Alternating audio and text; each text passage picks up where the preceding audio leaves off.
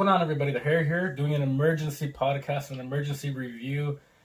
Just gassed, just perplexed. Don't even know how to feel right now. Doing a review of Spider-Man: No Way Home.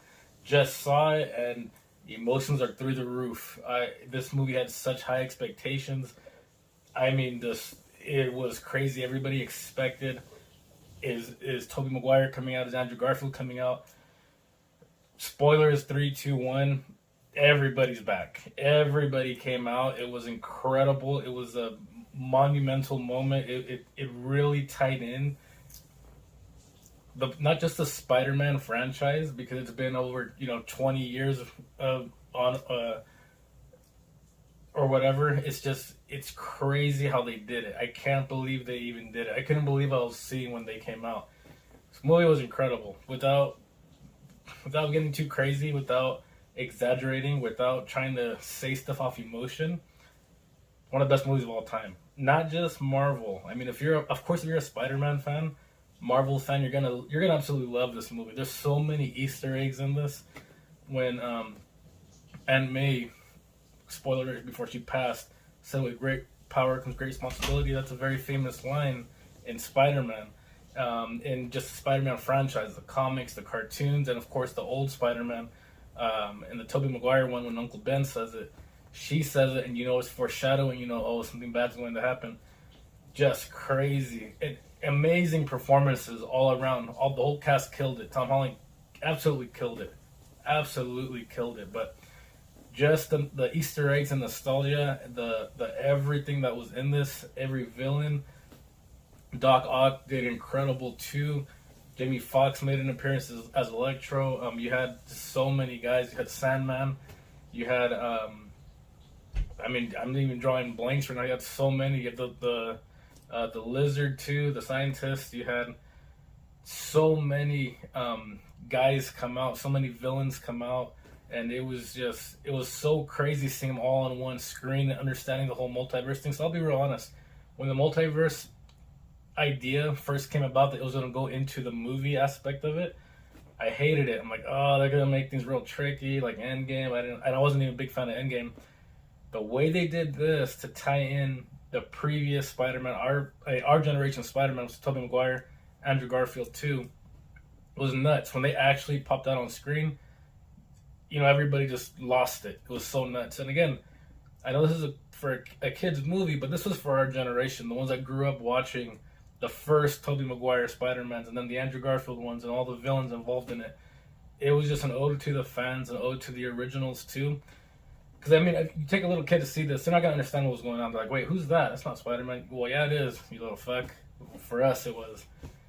It was just crazy. It was so awesome. I couldn't believe what I was watching. I really couldn't believe what I was watching. I don't want to overreact.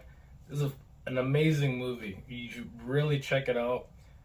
I want to watch it again. I really want. My girl's gonna complain, but I want to watch it again. I want to see that shit again in its entirety.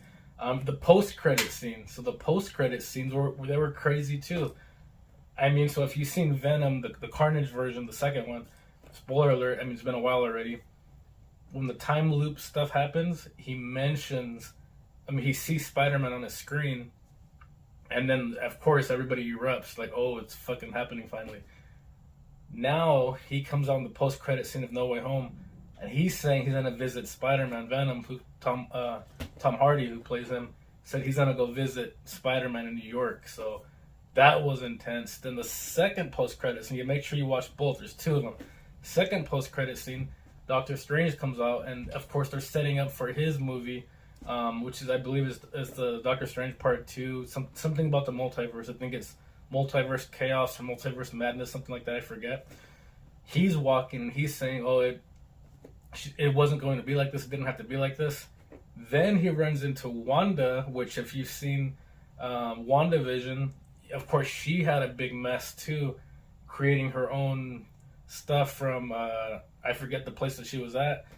Doctor Strange asks about it too, and it's just crazy. Like, oh my god, they're tying everything in together. So there's consequences of what she did in WandaVision, and now it's all tying in together from the whole multiverse. It's crazy. They're putting it together, and this next movie is called the Multiverse Madness. So I love what they're doing. Marvel's killing it right now with the movies. absolutely killing it. Again,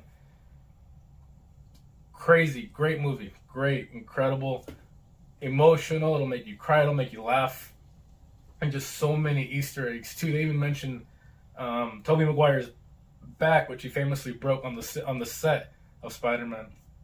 He mentions when they're stretching out, "Oh, my back's it's messed up." So many Easter eggs. They have their bro moment too. Just all around great, fantastic movie. I have no complaints about it. I was going crazy. My girl wasn't crazy about it. She was watching it, and I was like a little kid, little boy, just enjoying it. I couldn't believe what was going on the screen. Infinity War was probably my favorite Marvel movie to date. This one is, man, this might be right there with it. This was so damn good. It was so good. Again, emotional, happy, sad, mad, cry, laugh, cheer, and at the end, Peter, everybody forgets who Tom Holland is because of the spell. It's just crazy. It's crazy.